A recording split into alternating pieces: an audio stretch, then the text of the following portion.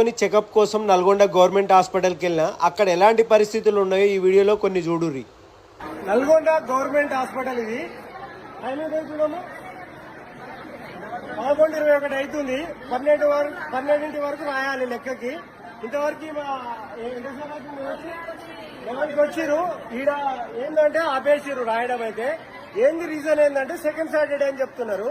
Second సాటర్డేకి లోపల బేబీకి ఏమైనా సంబంధం ఉంటుంది? సెకండ్ సాటర్డే అని లోపల బేబీ కదలకుండా ఏదైనా వస్తే ఆపకుండా ఉంటుందా?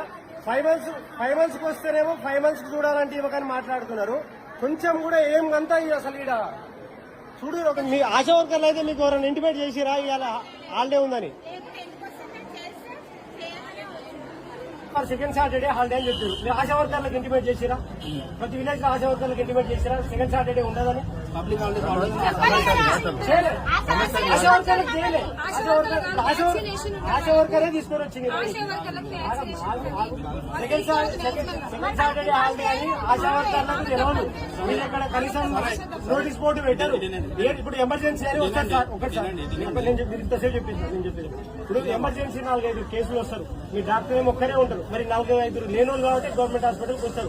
4-5 పరిస్థితి ఏంటి? సో మీరేం చేయాలంటే మంచి పాయింట్ తీసారు.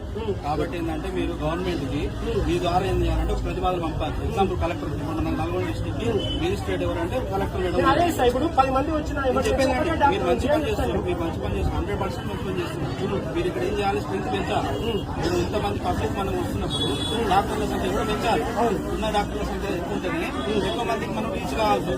సో డాక్టర్లు ఎక్కువ పెంచాల్సింది ఎవరు? గవర్నమెంట్ ఇప్పుడు ఉన్న ప్రాబ్లమ్ తీసుకెళ్ళలేదు. ఇదే ప్రాబ్లమ్ కలెక్టర్ గారికి తీసుకెళ్తాను.